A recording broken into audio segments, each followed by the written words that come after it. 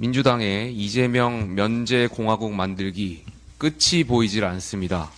어제 대법원이 더불어민주당 이재명 대선 후보가 대통령에 당선될 경우 공직선거법 위반 사건 파기 환송심을 비롯한 형사재판이 그대로 진행될 수 있는지에 대해서 담당 재판부의 판단에 달렸다는 입장을 밝혔습니다. 대통령 재임 중 형사상 소출을 금지하는 헌법 제84조의 해석과 관련해 재판 자체는 중단 대상이 아닐 수 있다는 것입니다.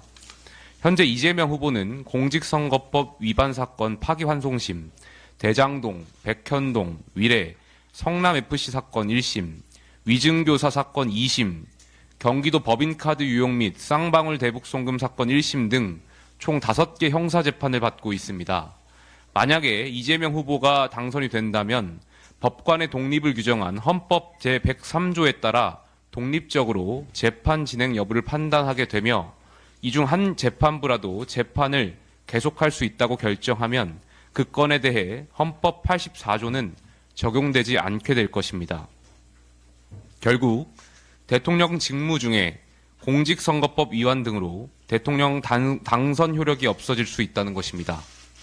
공직선거법 제266조는 허위사실 공표죄로 벌금 100만 원 이상의 형이 확정되면 5년간 국가공무원에 임용될 수 없으며 이미 취임한 경우 퇴직해야 한다고 규정하고 있기 때문입니다. 한 국가의 평범한 시민 입장에서 생각해보면 이처럼 자신이 사법적 판결을 받을 수 있는 상황이 왔을 때 어떻게 하면 유죄 판결을 면할 수 있을까, 어떻게 하면 형량을 줄일 수 있을까를 생각하게 됩니다. 이러한 상식선을 넘는다고 해도 해외로 도망가는 정도의 방법을 찾게 될 겁니다.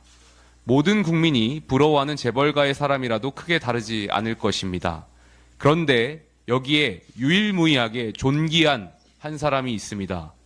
나에게 유죄가 적용되는 법은 바꿔라. 나에게 유죄 판결을 내리는 판사는 법복을 벗게 해라. 나를 기소하는 검사는 탄핵해라. 대한민국의 입법, 행정, 사법을 모두 변형시킬 수 있는 대한민국의 유일한 사람이 이재명 민주당 대선 후보입니다. 대통령도 아닌데 벌써부터 이러한 힘을 갖고 있습니다. 그것이 가능한 이유는 민주당이 있기 때문입니다. 지금 민주당의 존재 이유 1호는 이재명 면제공화국 건설입니다. 원래 그랬던 것은 아니지만 민주당의 지금 모습은 그러합니다. 일반 국민이면 상상도 할 수 없는 이 모든 일을 민주당은 매우 조직적으로 저지르고 있습니다. 역시나 이 작전에서 가장 핵심 역할은 정청래 의원이 맡고 있는 것처럼 보입니다.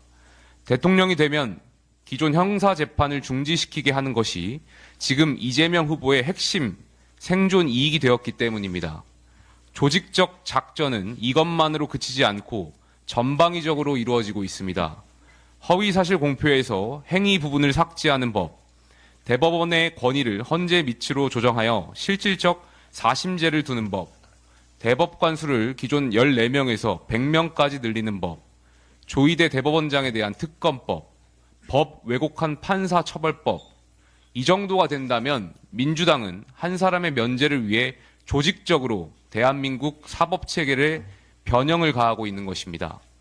이재명 면제공화국 건설은 모든 국민은 법 앞에 평등하다는 헌법 정신에 정면으로 위배됩니다.